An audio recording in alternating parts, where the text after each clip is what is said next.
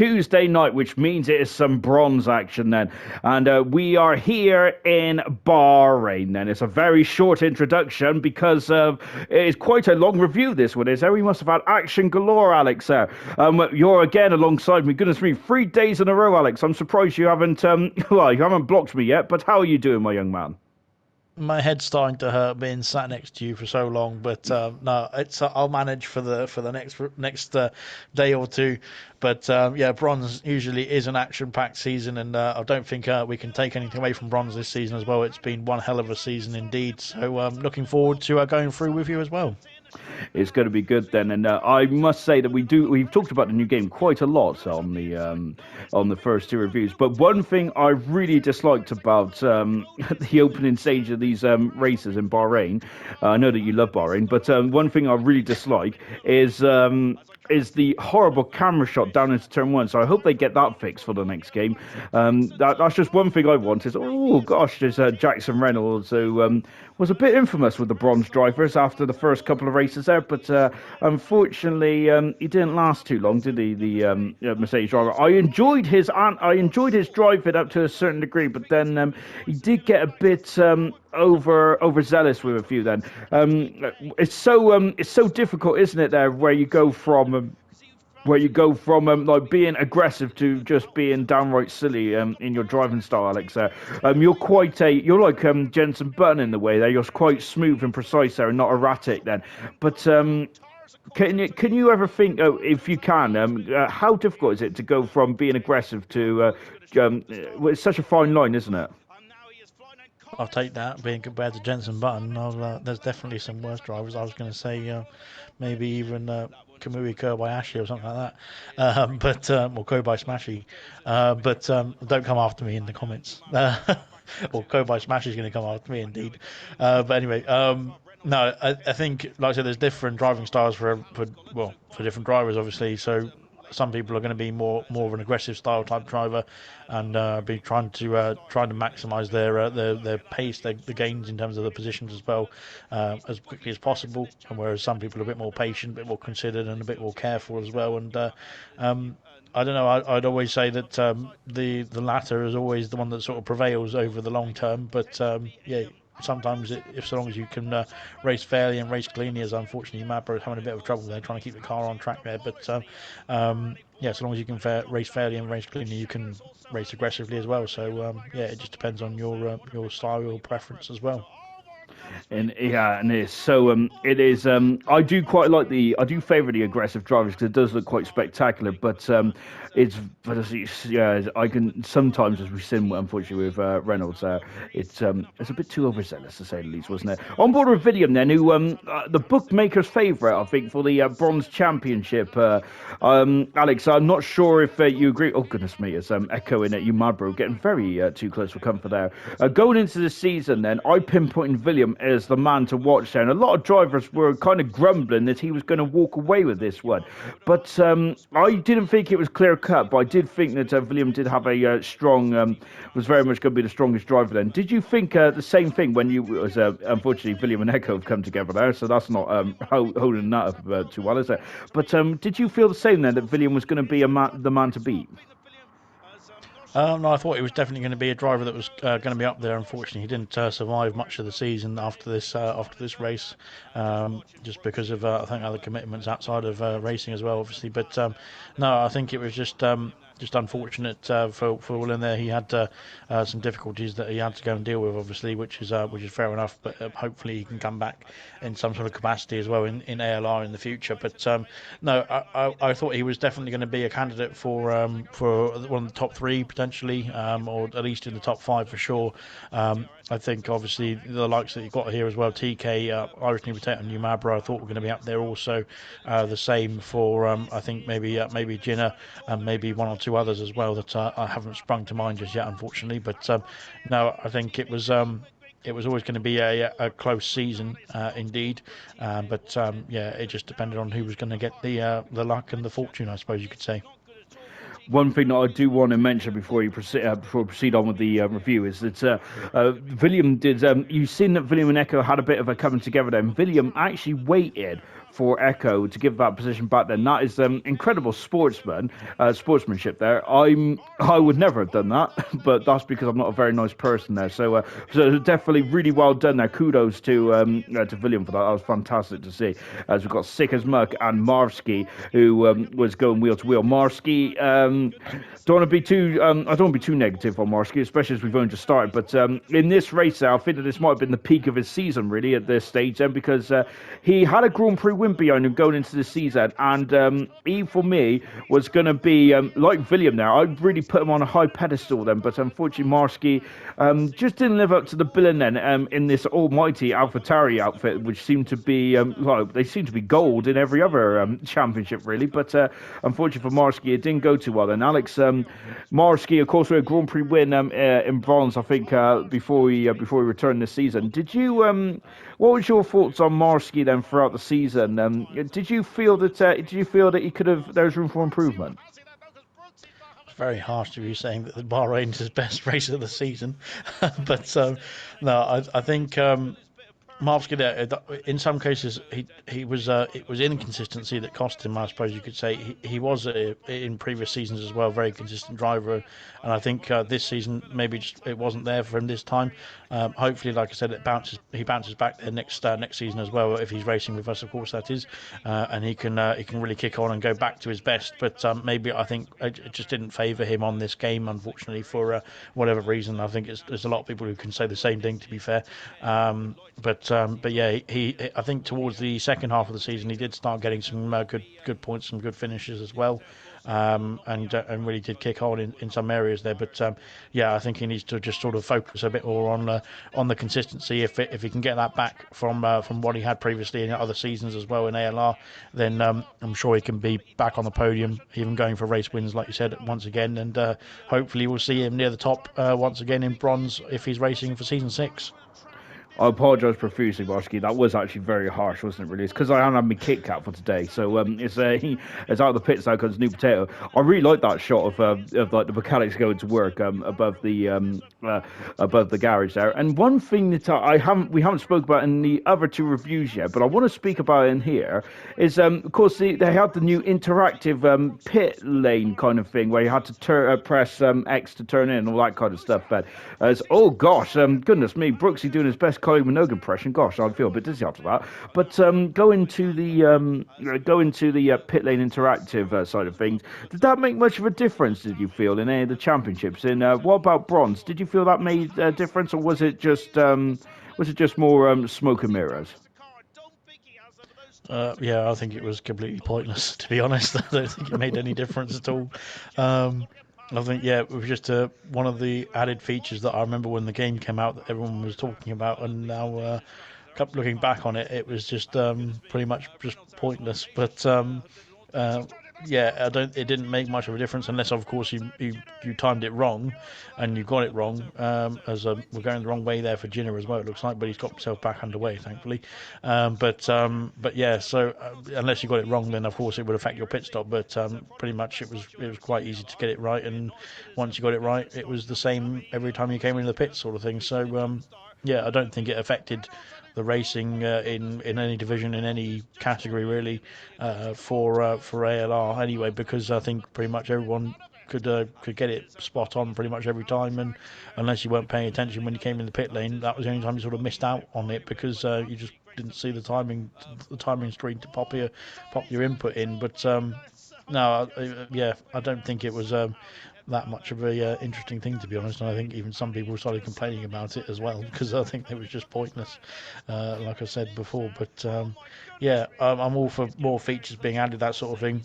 But yeah, like I said, it doesn't really come into play, I don't think, in terms of the league racing aspect, unless it's something that has a bit more skill involved into it, I suppose. But yeah, it was there or thereabouts. But well, yeah, we had to just get on with it and deal with it as it was there, I suppose.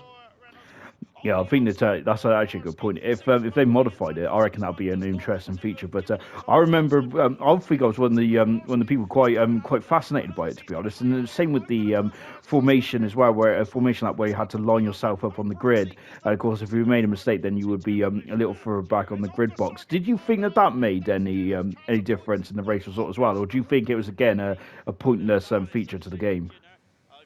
That one maybe a bit more because obviously the position on the grid box is a bit more important, I suppose you could say, than off the start line. That is to for the race start. That is, but yeah, I think yeah, a minimal, if anything, really, to be honest, because like I said, grid position does help, of course, and you can, or you could actually angle the car, and you could always there's a bit of contact between, like I said, Marvsky and Sicker's muck there as well. Unfortunately, going through turn four, but yeah, so.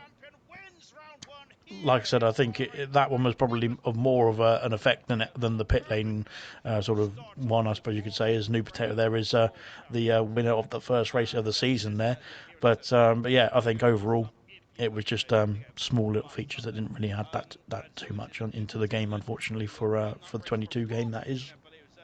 Just shows how simple I am.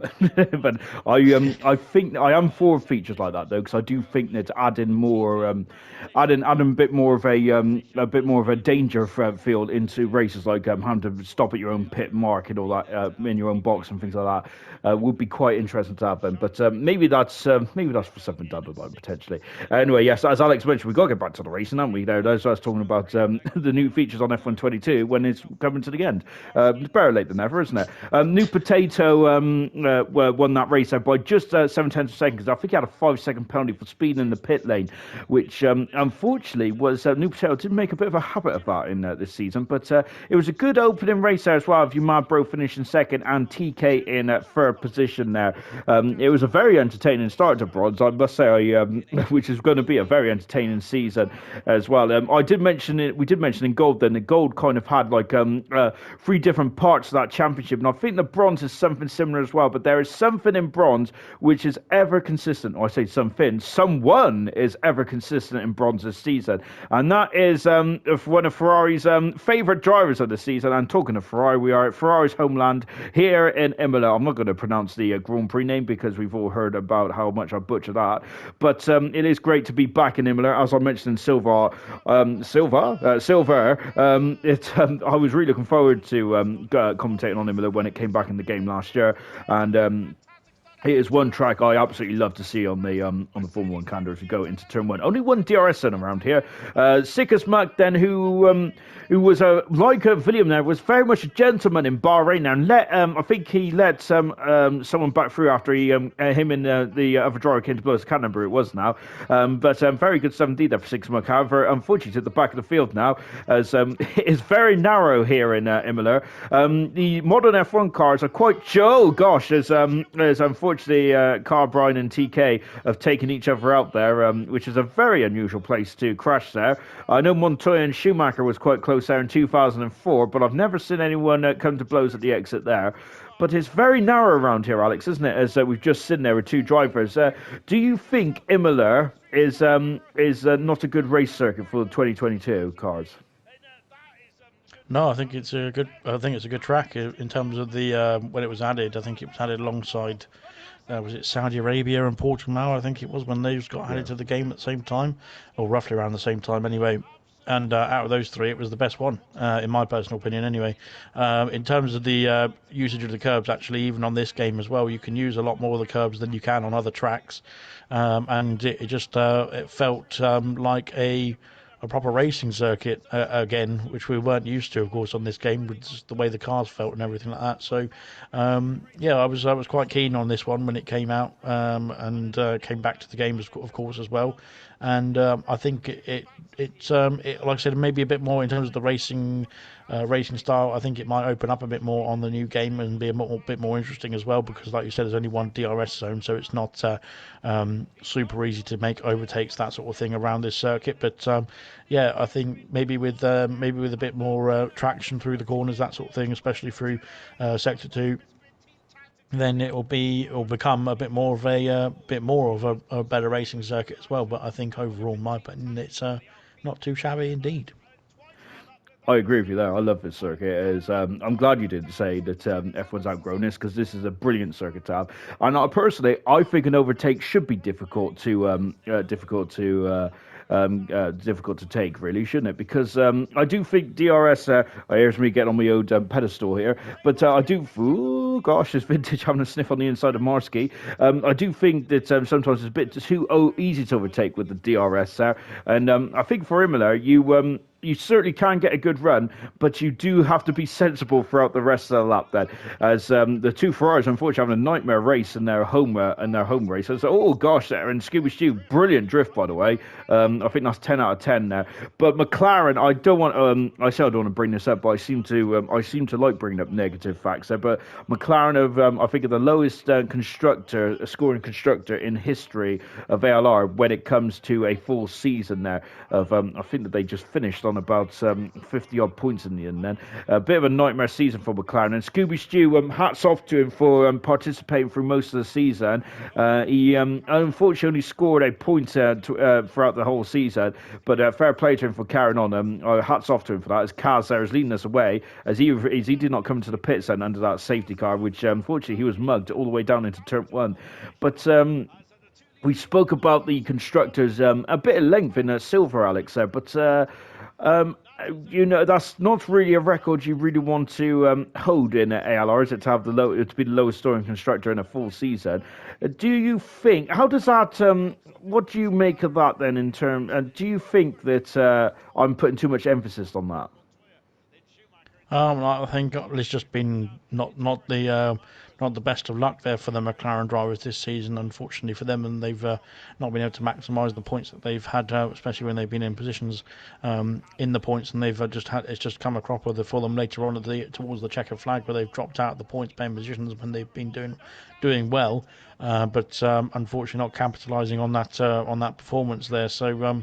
Yeah, it's a bit of a shame because, like I said, I think we've seen some good drivers there in McLaren here this season as well. Scooby Stew's done a decent job as well, and he's been unlucky not to be able to get some points here and there throughout the season at certain tracks as well. And I think we saw a bit more of a driver change in his in the form of his teammate there throughout the season in terms of who was going to be taking the other seat, and then I think Kiki finally settled on it in the end there, but didn't he? But we haven't got to that bit, of course, just yet. But yeah, so I think maybe some inconsistency in terms of the driver, one of the drivers there in terms of who was going to be the full-time driver then in that seat there to take the team to the points challengers, and then of course just a bit of bad luck there and misfortune there for the likes of Scooby Stew and the other drivers as well who've taken part in the other McLaren seats. So yeah, it's a combination of things there really to put them down the back of the order, and it's just a bit of it's a bit of a shame to see McLaren down that far, because of course we want McLaren to be doing well,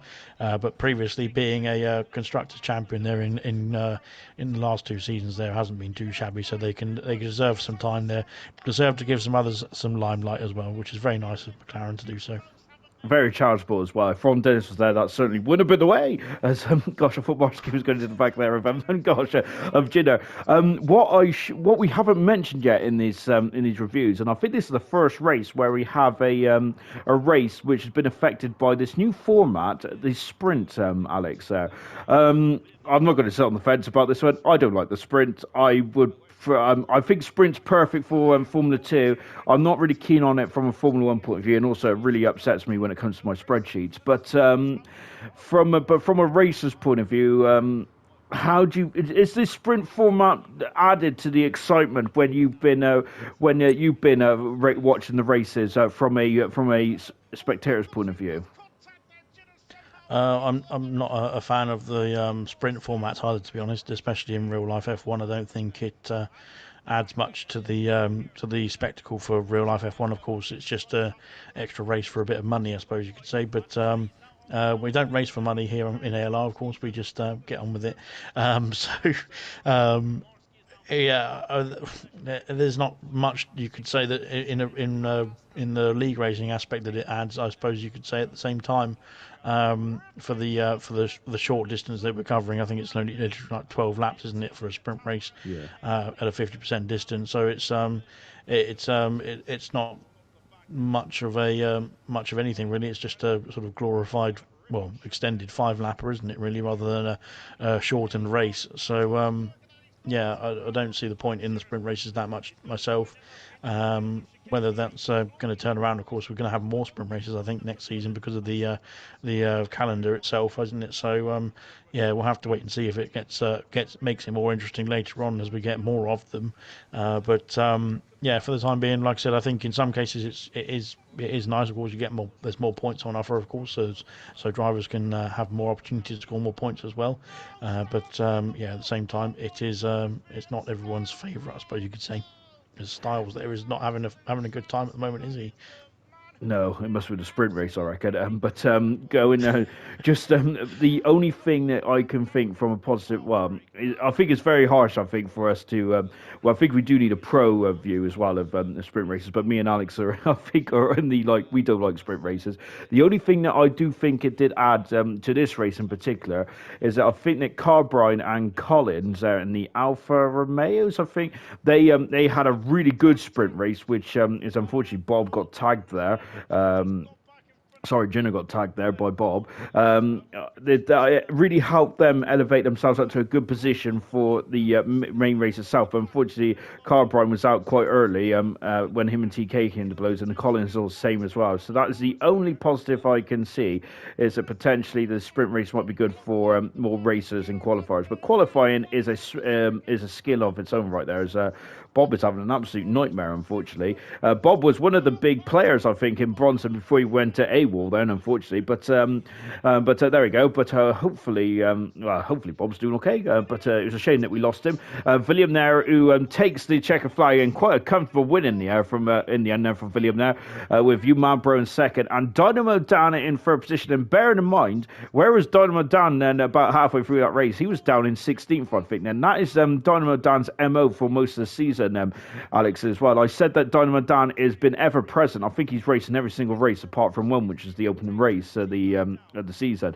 So Dynamo Dan has been there or thereabouts, and I'm sure that he was leading the championship for most of the season.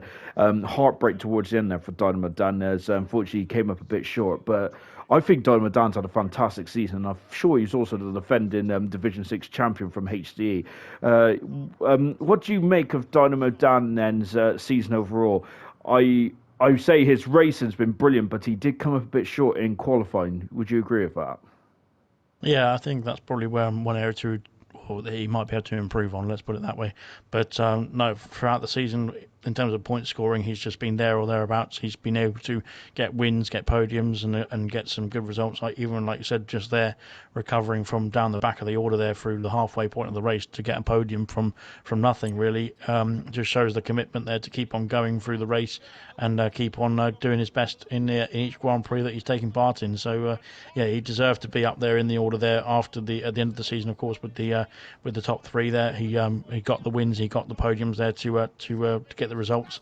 And no, a credit to the people like Dynamo Dan who put in a shift every race there, at least, even if it's not going their way, they keep at it and keep going to the best of their ability, and just keep on plugging away there for the best result they can get.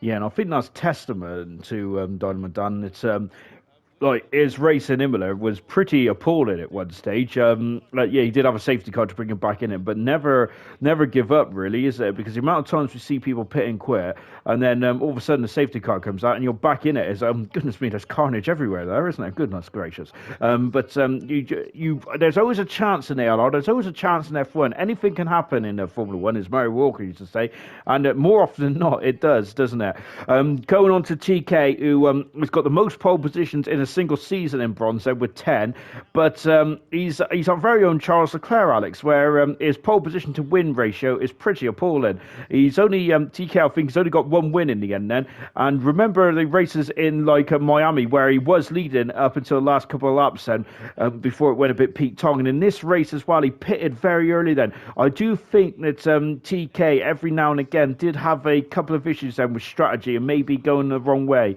His qualifying performance there, it's a bit of the opposite there to Dynamo Dan, really, isn't it? There, TK is absolutely fantastic in qualifying there. He is his one lap pace is brilliant, but strategy caused a bit suspect. What do you make of TK's season? Yeah, I think he's not had the best season that he could possibly have. I suppose you could say, with his pace that we've seen in qualifying and in some of the races as well that he's done well in. He's been absolutely immense in those Grand Prix. So he just needs to have that consistency there to capitalise there on those pole positions. Of course, once you get yourself up in the pole position, you need to then get to the checkered flag first, of course, and get that win. But yeah, that's where he's had the difficulty is converting the pole positions, like you just said there, into results in the races. And unfortunately, that's why he's missed out on the top three. I think actually, to be fair, with the pace that he's got, I think he's capable of winning, well, winning the championship even as well in bronze for sure. So, of course, he did start off in silver as well. In previous seasons, he's been in silver, so he's moved down the divisions there. But he just needs to try and convert that one lap pace that he's got in the qualifying, which is so good indeed, into race pace as well to get the result at the end of it. On a positive, I think the most hardest thing, if you ask any driver, you'd rather be quick in qualifying and then in the race there try and find your racecraft there. But I love that shot, by the way, it's fantastic. Looking back as we go into turn one, but definitely, I definitely agree that TK. I was a bit disappointed by TK overall there because he was always at the front of the field there, and I always feel that. I always felt that something just went against TK, or if he made a mistake, and he's usually there. He should have always been there or thereabouts, I think, for majority of the season there. But TK is definitely has been his harshest critic there because, of course, we have both me and you, I think, have spoke to TK on the podium over the past seasons there, where he's been very harsh on himself, and so TK is his own worst critic there. But I do expect TK. Very much be in the frame for bronze next season.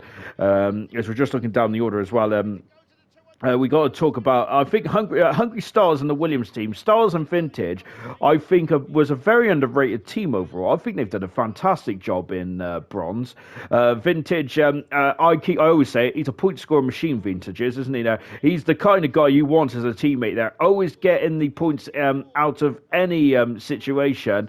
And of course, Styles. I remember watching the first ever stream of, the first ever race that I watched of F1 22, and I'm sure Styles was on pole or near enough on pole position in Australia. So Styles has very much enjoyed this game, and I think this is definitely his best season in ALR. But the Williams pairing, Alex, and I thought they complemented each other wonderfully then, and Styles very much made up for some big points. I think he finished in the top 10 again. Now Vintage just missed out on the top 10, but I think a strong season for both. Would you agree? Yeah, I think two wise heads there in the Williams car, and that's helped them throughout the season at certain points as well to maximise some points paying positions and keep themselves cool and calm in the races where it's getting a bit heated for others, but potentially as well. They've been there and done that in league racing. They're very experienced, those two. So I think that definitely pays off and helps later on in some Grand Prix down the line as well. So yeah, I think maybe they could have got some more points together individually as well. Obviously that is as well, but no, I think maybe just looking forward to seeing what they can do next season, really, to be honest, because they put in a good shift indeed. Like I said, both done a good job in terms of turning up to the races as well. So yeah, they've just put in a good shift as far as they can do, I think, on this game as well. And hopefully, maybe they can get some better results and better performances as well next year to promote them further up the order. And I have no doubt they would do that then. We just seen a brief shot of Sloppy Seconds there, sloppily spinning then, and all of a sudden, I'm not sure what he dropped, but everyone else started to spin as well there, so goodness me, we might have to might have to check his car. We're just watching Echo then, who's just going through Spoon Corner.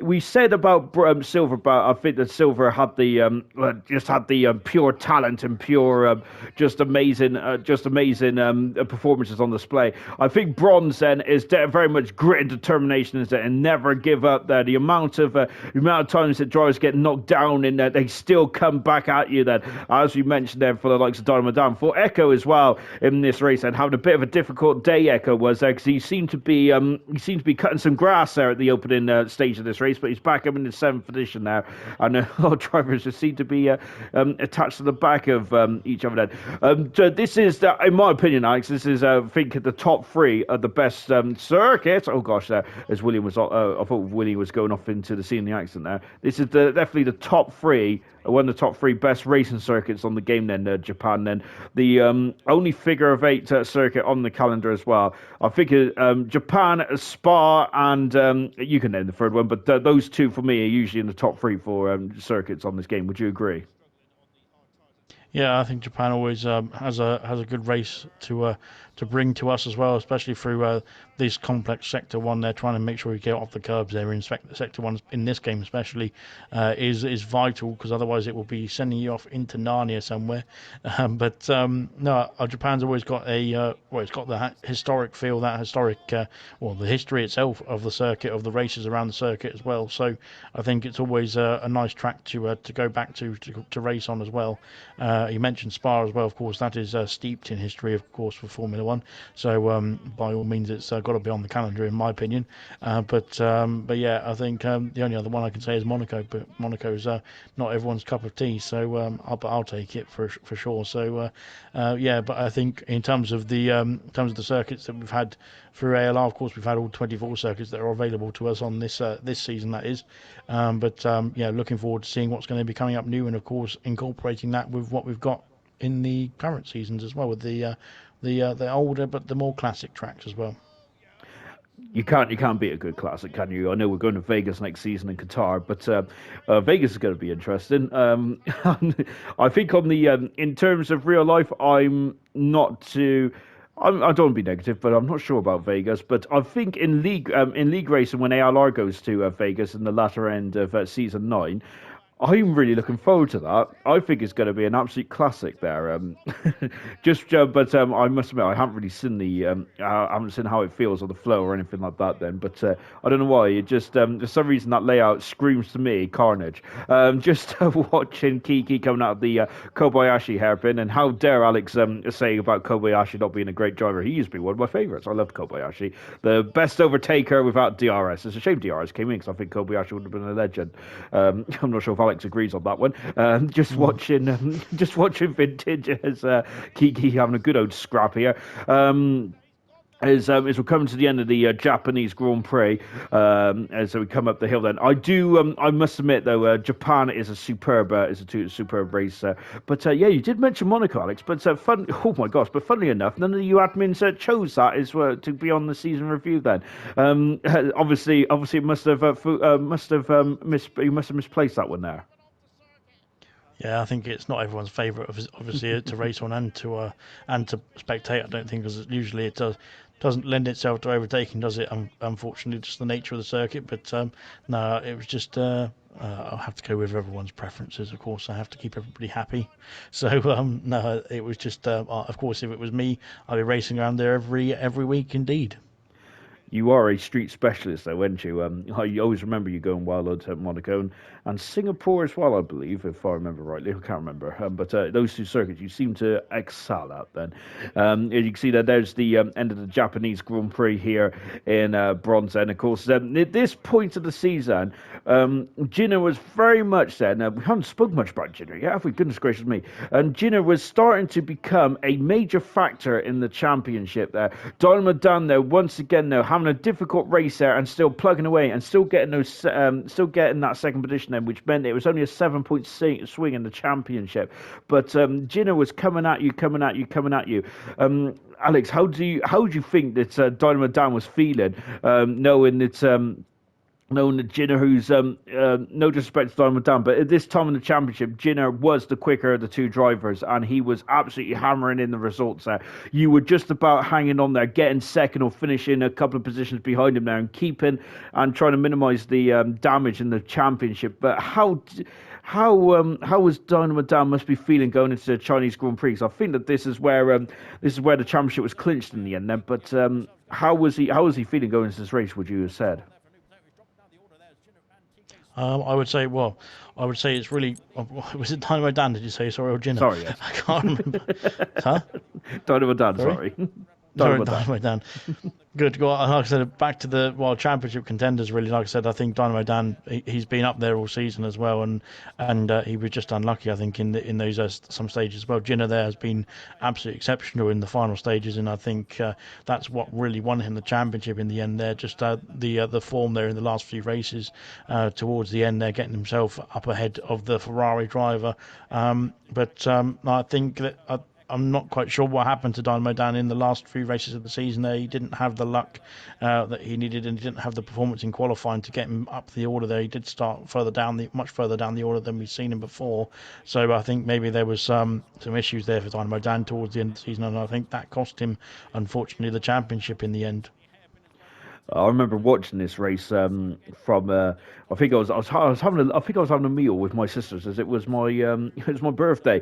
So I think I was just out and about then. But I remember watching this and just my heart sunk for Dynamo Dan when I seen him tumble down the order, which was at this point here, and I was so devastated for Dynamo Dan because it was so unfair about how his championship ended there and. Really, from here on in, it was such a uphill struggle there, isn't it? He needed a safety car or something to get himself back in this one. But let's turn the question on its head now, Alex. We mentioned about how Dynamo Dan must have been feeling there, knowing that Jinner's coming at you. But what about Jinner then? How frustrating must it have been there for Jinner, knowing that Dynamo Dan was always there or thereabouts, was always like a position behind you, which meant that the point scoring swing was only like 7 points or 5 points. So how difficult was that to really keep up your momentum? Like I said, if you're fighting for the championship, which I haven't done very often, of course, so you're asking the wrong person, really. But now, if you're fighting for the championship, the only thing you can do is just try and maximise the points that you can score, that you're in control of course. Because, of course, if you're scoring more points than your rivals, then you're going to be extending your championship lead, of course. So that's the only focus you've got to have, and try and focus on that. Make sure that you maximise what you're doing in your race, and obviously stay out of incidents and avoid any issues, and just get as many points as you can personally. And I think that's what Jinner's done a good job of. Is literally just cracking on there when Dynamo Dan's had a difficult race, like for example in this one here as well, where we can see the title is going to be won.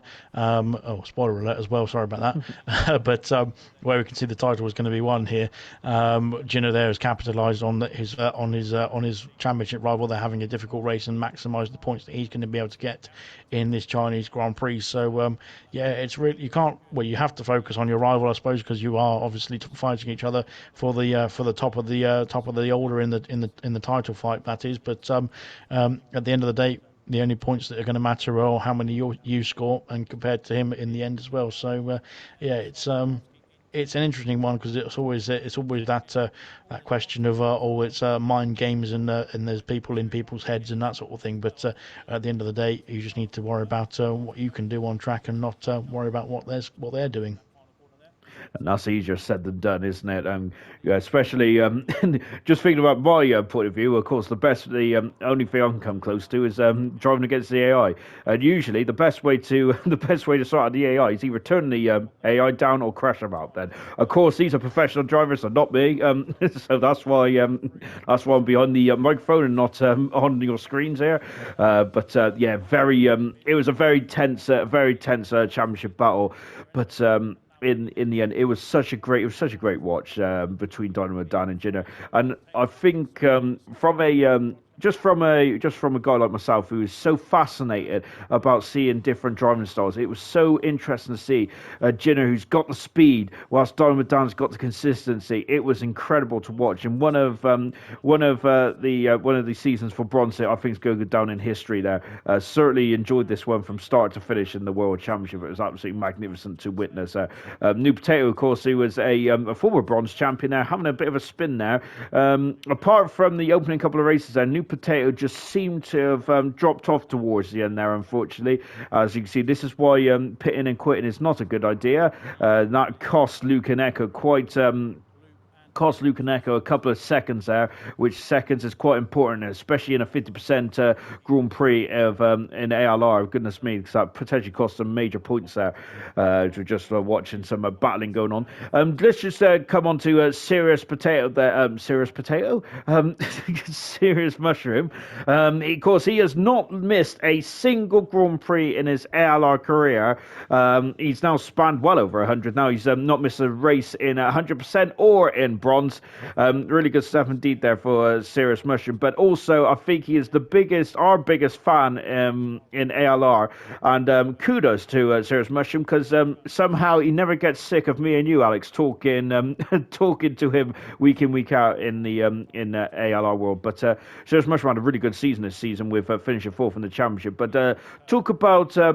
I don't want to sour Serious Mushroom short here, but I do think just as important, or probably more important, is just how much Serious Mushroom supports us in the channel, and always being in the comments there and helping us out when it comes to what's going on the circuit. Then, have you got any words for Mushroom? Yeah, he's been absolutely spectacular in terms of the support that he's shown throughout the season as well. Like I said, the longest season of the whole or the whole of ALR ever before, and I think he's just really stepped up his game, really, hasn't he? He's been even more interactive than in the shorter seasons as well. So no, it's been an absolute pleasure to have him in the comment section or in the Discord or wherever he is, just putting in his support for the drivers who are putting on a show on track as well, and of course helping us out in the commentary box as well, like you said. So no, it's been great to have Serious Mushroom as well back on the grid, and to be fair to him as well, he's put in some great performances, and he only missed out on that top three positions in bronze as well by not too far in the end. If he found his qualifying car keys, hopefully he can get himself back into silver as well, potentially next season. So Serious Mushroom's one of the best to have on the grid. It's like I said, another very committed driver as well, and puts in a performance every race as well. So it's credit to him, and thanks very much for him for putting in the support as well into the channel, into the comments as well. Indeed. Obviously, you must emulate Dan Murphy for those qualifying car keys misdemeanors. Also, we better not mention about Wash Maldonado getting driver of the day in Silverstone. I mean, shocking who decided to nominate Maldonado when she's meant to be a reserve driver is absolutely appalling, isn't it? Smithy Almighty. It was me. But it shows that I don't read the rules, Alex says, so I think that it's shocking behaviour, isn't it, really? But do as I say, not as I do. As a new potato just going back onto the circuit after having a couple of issues then out of the long turn 13 that is, and then down the back straight. The Chinese Grand Prix I don't think is going to be on the calendar either next season. I have a bit of a love-hate relationship with the Chinese Grand Prix. I enjoy watching it on the TV, apart from that 1000th race, which is probably one of the most dullest Grand Prix I've ever seen. But before that, there used to be some cracking Grand Prix in China, but on this game and potentially the game before, I've not really enjoyed this circuit, and you can see that New Potato's not really enjoyed it either, and I think that he was kind of just counting down to the end of this miserable race there. What do you make of the Chinese Grand Prix? And you disappointed it's not going to be on the calendar next season? No, I'm not that bothered about the Chinese Grand Prix. I don't think it's that entertaining, to be honest, as a league racing circuit either, to be honest. So whether it's there or not, it's not one of my favourites, but it's not a horrible track indeed. But there you go. It's one of the ones in the middle somewhere. My best memory about the Chinese Grand Prix is when I think when Farfa broke his wing after he drove into the back of someone. But there we go. When he was eating the championship in gold. Out of the final turn then is Jinner, and this is where he clinched the world championship then for bronze. It was so cruel, as I mentioned earlier on. Then Dynamo Dan just didn't get the rub of the green in this race, did he? And as Alex mentioned there, it just fell off towards the end. But Jinner was absolutely sensational. He took off towards the latter end of the season, and it just never looked back. Him leading the Alpine team there to the Constructors' Championship as well. Of course, in the Alpine team, they lost William, unfortunately, there halfway through the season, as Alex mentioned there. Itemizar came in there. Of course, he won on his debut, didn't he? Itemizar did. Absolutely superb debut there from Itemizar, but Jinner has been ever present there, and him, Itemizar, and William there clinched the Constructors' Championship pretty impressively and well there, as well there for bronze. So magnificent stuff indeed. as we take a look at the final classification then from the Chinese Grand Prix, and I think we've got one more race to go in the silver review then. But I just want to mention Echo as well then, as well, Knowlesy then, because I think Echo was the final driver to be promoted into silver, and Echo has really enjoyed this season, hasn't he? There, he's made no bones about it in the paddock there, in the comments there. He has really enjoyed this game as a whole. There, he's got his first ever Grand Prix win as well in ALR. He's had the most podiums in his career as well in this season. Then, what I think Echo has just been. Do you reckon he's been the most improved this season from bronze? Then, talk about Echo's performance as a whole this season.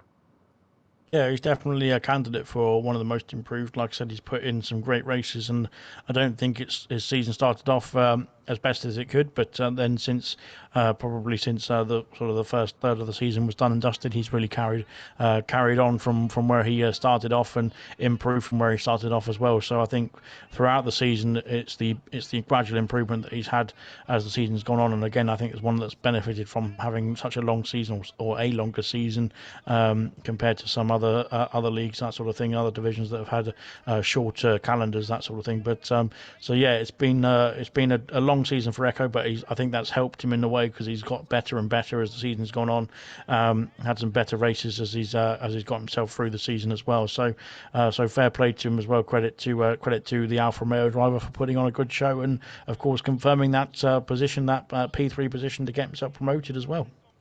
Yeah, really good stuff indeed. And also, I've also enjoyed Echo's helmets for this season as well.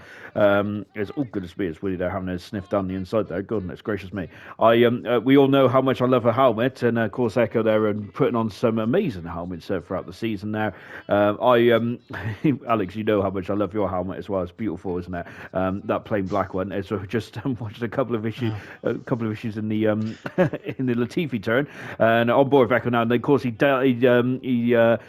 dedicated that helmet to Smithy Almighty. And talking of Smithy Almighty, this was his first season. I can't believe I'm saying that. His first season as an admin in bronze. And I think he's done a fantastic job there, Smithy has there. The reason why I can't believe it's his first season is because I think he's done a really good job indeed. Then the only negative thing I do say about Smithy Almighty is that he knows Farf. But apart from that, he's been fantastic. Alex, of course, we do have to thank the admins yourself, Farf and Smith, have done a fantastic job all season. Then, if you've got any words for Smithy, then, and how much of a good job he's been doing this season, or not, as you may think. No, he's done a fantastic job. Of course, his first first proper time being an admin of a division as well, trying to make it all run smoothly and look after all the drivers, make sure they're doing a good job. And no, he's done splendidly well. So no, credit to him as well for this season as well, putting in a good shift and, like I said, putting a lot of time and effort in behind the scenes there to make sure that Bronze's run as smoothly as possible as well. So yeah, fair play to him. He's done a good job as bit of an incident there as well going through sector 3, but no, fair play to Smithy. He's done a great job as well. But to be fair, so has Farf in gold and yourself in commentary box as well for all the divisions and all the extra bits that you do in the background as well. So no, it's been a very, I think it's been a difficult season for the admin team, you could say, because of, like I said, I don't think a lot of drivers have been very very interested in racing in this game, like you said earlier as well. But yeah, it's just like trying to get the grids together and that sort of thing. It's been the difficult part, of course. Trying to make everybody get on with it and happy with it is another thing as well. But no, Smithy's done a great job. Hopefully, the next game is much more enjoyable for racing on as well, and that way we can get everybody back on track and everyone having a bit more fun with it as well. But so fingers crossed that's the case. But yeah, so. I can't fault anything that any of the admins have done today, in this season as well. I could say everyone's put in a great shift, and including yourself even as well. So yeah, credit to you all. Indeed. Apart from my little moans every now and again, especially when it comes to default helmets there, which which is the only thing that really upsets me these days, isn't it, Alex? That's if that's the worst thing that's happening in my life, I think it's all good, isn't it? But hopefully next season, though, everyone has their own unique helmet there. That's the only thing I do ask for everyone next season. Of course, you can wear whatever helmet you like. Of course, just watching Itemize ours. He's coming down into the new part of the circuit. We mentioned this I mentioned this in commentary on Tuesday. This is my last commentary as well of the game. Luckily for me, unfortunately, Alex, you had one more to go in Italy the day after. But this is a new this was the new configuration of circuit we was racing on in bronze for the first time. Did it? What do you think then? Did it produce more great racing? I say I really enjoyed this race. By the way, I was actually on the edge of my seat from start to finish. But do you like the new circuit changes here in Abu Dhabi? Yeah, I think it helps with the speed of the track of the lap time itself, obviously, but the just the flow of the circuit, especially through this sector 3. Unfortunately, not so much for Itemizer there in that Latifi corner almost. But yeah, I think it makes it a little bit. A little bit more flowing, as you could say, through that final sector, especially a lot more faster in the first sector, of course, going around the with that chicane being removed as Blimey, going off all over the place here as the Alpine. Hopefully, he can get himself back on the grey stuff on the circuit. That is, but yeah, overall, I think there's a few minor changes. It's nothing too drastic at this stage of the circuit layout. But yeah, it's promoted a bit more better racing, I suppose you could say, and a bit more of a better track performance, I suppose you could say as well. Seems to be very difficult. Everyone seems to be going facing the wrong way at the moment. Goodness gracious me, like Beyblades out there. But overall, then, what do you think about bronze as a spectacle, as drivers? What has been your highlights of bronze, and what has made you smile then? If anything's made you smile in bronze this season, what's been your favourite? Apart from me and my appalling vocabulary. Oh dear, as unfortunately Sloppy and Winnie came to blows there. That was quite a horrific shunt. What's been your highlight of bronze? Well, I have to say, to be fair, overall, the whole of the season, like I said, another long season for bronze, and again, the longest season for bronze ever as well, because we've had quite a few short seasons for bronze before. But yeah, this time it's been an extended one. I'd have to say, in terms of the driving standards overall, again, I was saying it in the silver review yesterday as well, but in terms of the driving standards of bronze, usually we've seen a lot of silly issues, a lot of poor sort of racing etiquette in previous seasons, and I think maybe that's because you were on the grid. To be fair, Sean, that is. No, I think it's really improved massively this season, and I think that's going to be my highlight because, of course, it saves a lot of admin's work with less incidents on the track. That is. No, I think everyone really in bronze, to be fair, has put on a massive show because they've really improved as a group. To be fair, not just as individuals, but in terms of racing respectfully and cleanly, and that's really reflected in the quality of the racing that we've seen in bronze this season as well. So yeah, I think fair play to all the drivers who've taken part and put on a show, and unlucky for Winnie there, who's in the grass. Yeah, unfortunately for Winnie, fair play to Winnie now for coming in such a late part of the season now to take over in that second Ferrari seat, which I think cost them the Constructors' Championship, to be honest, for Ferrari, because they didn't have a consistent second driver, unfortunately. But yeah, I think that's how, yeah, Alex, you're exactly right then. I do love a safety car, but I think on a positive note, bronze have been absolutely fantastic. Same with silver as well, as I mentioned last night. Well, as you mentioned last night, I should say, Alex. Goodness me, I'm stealing your words. But it was brilliant. Both it's been absolutely fantastic this season. I really enjoyed watching silver. Really enjoyed watching bronze and gold as well as we're coming into the twilight of the bronze championship there. I want to mention one more driver, and this could be a little sneak preview for next season, and that is Vessier. Then we did see in Silver Irvine take a Grand Prix win, and now we've seen Vessier taking a win in this race as well in a couple of laps' time, and that was even after a 3-second penalty. It's going to get very hot and heavy in the final stage of this one. There, I really enjoyed the end of this race, and it just shows of how incredibly competitive Bronze has been overall. But yeah, Vessier winning the final race, just like Irvine did in Silver, Alex. Do you think that's a sign of things to come for Bronze next season? I think it definitely could be because, like I said, even in real life, we've seen the likes of, I don't know, Max Verstappen or something like that winning in Abu Dhabi there. I think it was 2020, wasn't it, before the 2021 season, and then, of course, going on to win the championship the next season. So it can indicate that there's a fight coming there for the season coming next.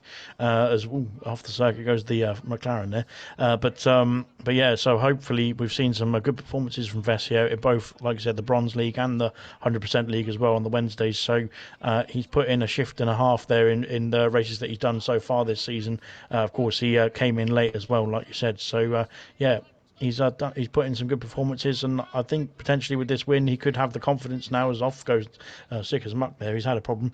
But yeah, like I said, he's got the confidence now in the bronze division to really kick on, hopefully, and then maybe get some more wins under his belt, and potentially that could propel him up the order there to the championship or into the top 3 of the championship for sure. This race has been absolute chaos, isn't it? This is probably why I love this race to end the season. It was absolute chaos there, wasn't it? There, and maybe it might have been down to the new layout or maybe just been down to the drivers having a bit of end of season fun there. But absolutely incredible racing it was up and down the field. Then we had seen so many drivers spinning in this race, and which was quite incredible. I didn't realise how much spins there was really until I'm watching it back now. As we got Echo and Gina then. We did mention Echo earlier on in the review then, but just mentioned about Echo's incredible defense in Mexico as well. It's one of the highlights of my season. He's very good at defending. Echo was there. Defending seems to be a bit of a lost art in Formula One these days, Alex. But Echo did seem to bring that back for a couple of races towards the end of the season. Yeah, you can. So long as same as I said earlier as well about aggressive driving on the attack, you can be aggressive and defend. But so long as it's within limits, within the racing limits as well, within the racing rules, then of course it is fair enough. But yeah, you just need to make sure you keep it within those rules, those limits as well. But I think Echo, like I said, well, to be fair, I think there's lots of drivers all dear off the circuit goes New Potato and Ginner there. But thankfully, I think New Potato's been able to carry on there. Yeah, unfortunately, like I said, I think some people like I think in terms of the defensiveness, sometimes get a bit too over defensive in some cases. But Echo there is not too bad in terms of his defence. As Vessier there, of course, picks up his first win of the season on the final Grand Prix of the season as well. Statement of intent there for Irvine and for Vessier now in the final races there for picking up their first wins of the season. And Percy also on a bit of a roll as well. So gold, silver, and bronze. Then goodness me, that was a cracking end then to what has been a superb season in bronze and a superb season in silver and gold as well. Then we do have one more review coming up, of course, which is tomorrow night, which is the 100% now, which is going to be very much about one man. But I'm not going to tell you who that man is until tomorrow, so you'll have to go and watch it then. But of course, that's tomorrow night. But anyway, yeah, just finished off the bronze. And thank you very much to Alex, who's been joining me on this journey. It's been magnificent. It really has indeed. Then a very long season for bronze. And this is only the third season where we've had a full calendar in bronze, so it's been quite tough for majority of the drivers. The final classification, then Ginner won the world championship by 45 points in the end then, but that doesn't tell the whole story at all because it was so close there. Echo, a brilliant season in third, very good stuff indeed then. Cirrus Mushroom having a cracking season with New Potato, and TK, I think that there is a lot more in the gas tank for TK there. Absolutely mega stuff indeed. Disappointing disappointing seasons there for Brooksy, unfortunately, and for Duncan Dave, which is such a shame because I'm a big fan of Duncan Dave, and I expect him to be hopefully to bounce back in his next next season. Then Constructors Championship Alpine, I'm the only team that's not called AlphaTauri that have won the constructors. Magnificent stuff indeed. Ferrari finished in second there with Alfa Romeo just outside, being pipped there to third position there. Of course, then so fantastic stuff indeed there. Enjoy the awards then for bronze then, whilst me and Alex are going for a lie down.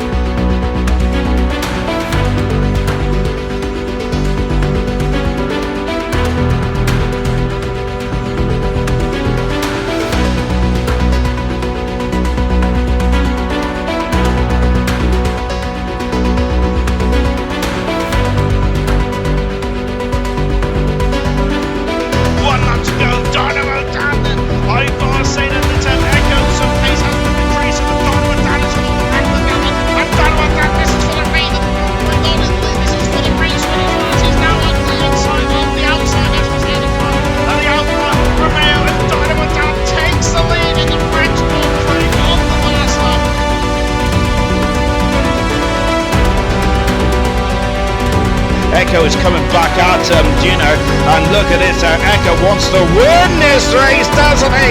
And goodness, the more he fights for it. To win the 4th Grand Prix win of the season, magnificent stuff there for Gino. But this is still a very important day. Wow, what an incredible drive that has been. Itemise up in D-Mac and Luke are going to go head-to-head now for the Grand Prix win then. We're keeping on with Gino, but we've 11 laps to go. I think that this may be a bit too much of a stretch for Gino, but more importantly,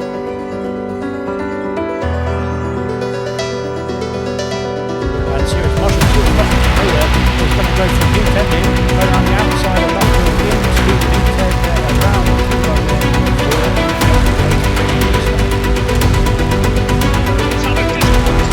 campaign here at Bronze Bobby's on the outside, it's on the inside, on the outside of turn 2 here. Singer's button there is not giving an instep.